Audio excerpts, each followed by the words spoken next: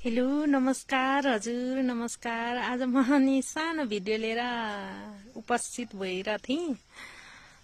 यहाँ अब सम्भव भएको भए चाहिँ मौसम सफा भएको भए चाहिँ हिमाल देखाउनलाई मैले खोजिरहेको थिएँ, तर मौसम नै सफा छैन। मौसमको खराबीले गर्दाखेरि मैले यो हिमालहरू चाहिँ राम्रोसित देखाउन सकिनँ। कस्तो राम्रो देख्थ्यो, मेरै आँगनबाट नजिकै देख्थ्यो। त्यही भएर हजुरहरूलाई देखाउँ भनेर सोचिरहेको थिएँ, तर सम्भव भएन, सफा भएन। तर पनि धमिलो भए पनि देखिरहेछ यसरी, अनि राम्रो हुन्थ्यो, देखिन्थ्यो।